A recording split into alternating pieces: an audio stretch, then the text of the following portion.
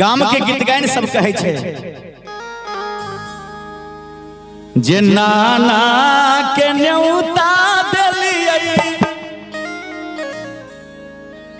नानी के या बैल कहलियै मुराना में।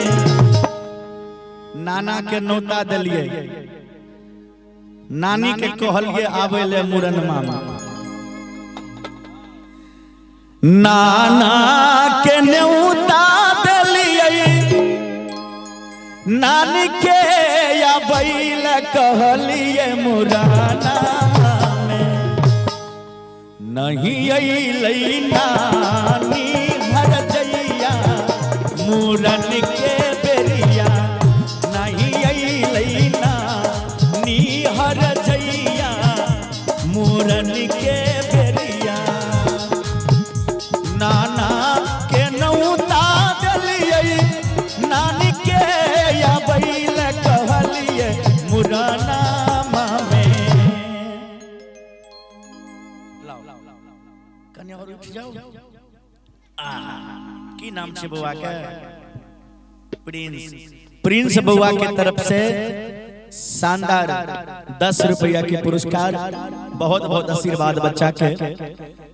नानी जगर आयल हेथिन तो ध्यान देबै। नानी आयल छन चाची है ओ अगना में छथिन ओ एते छथिन नानी हेथिन ओ सीताराम। नाना के न्योता देलियै नानी के या बैल कहलियै मुराना में।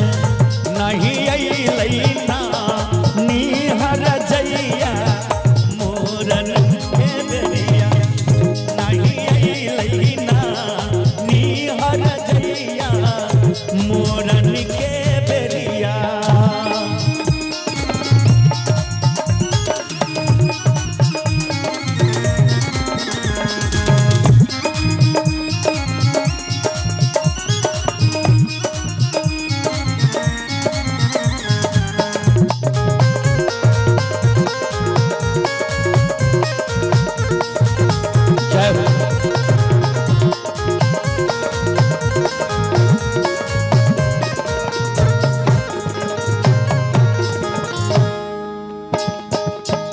आप देखियो गाम के गीत गायन सब कहे छथिन मामा के काट भेजलियै मामी के या बैल कहलियै मुराना में।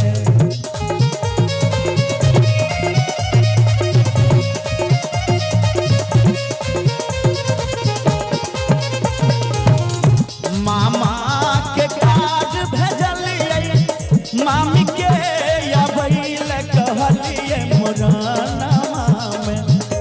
नहीं अइलै मामी मिरचैया मुरन के बेरिया। नहीं अइलै मामी मिरचैया मुरन के बेरिया।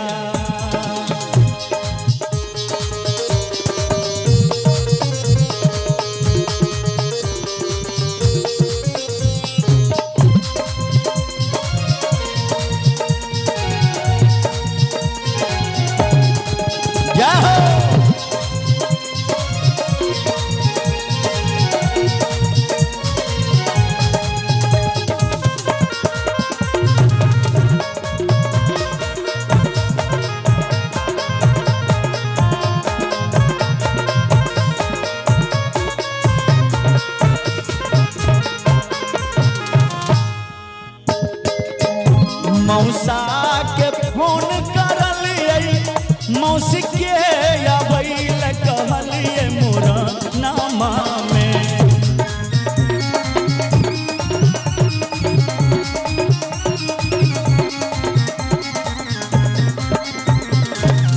मौसा के फोन करलियै मौसी के या बैल कहलियै मुराना में। मौसा के फोन के लिए कहलिए मौसी के नहीं आ मूरन में मौसी के अहम भूमिका निभायल जाय छै। मौसी पर सबके ध्यान रहल। बूढ़ पुरनिया के ध्यान रहल नानी पर आ नौजवान सबके ध्यान रहल मौसी पर। तो कहे छथिन गाम के गीत गाइन सब जे मौसा के फोन करलिए मौसी के या बैल कहलिए मोरा नामा में।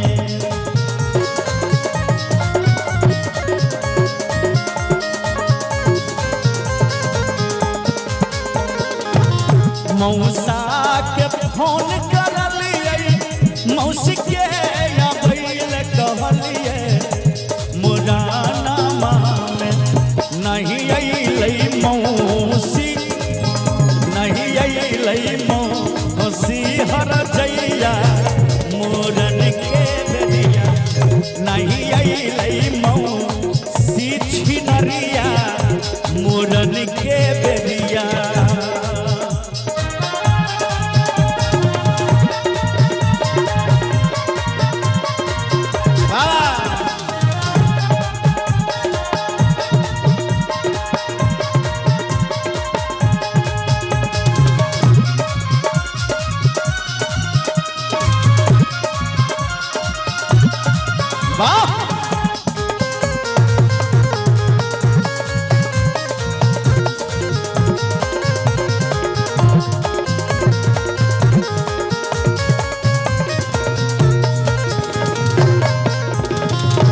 अब देखियो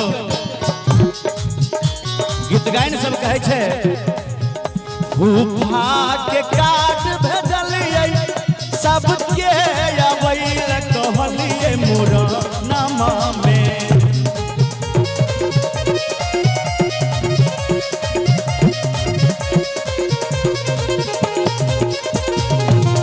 फूफा के काट भेजलिए सबके कहलिए अबैल मोरा नामा में।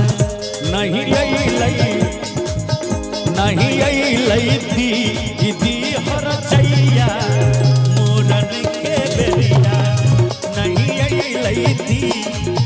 नहीं अइलै फूफा चूल्हा फूका मोरन के बेरिया।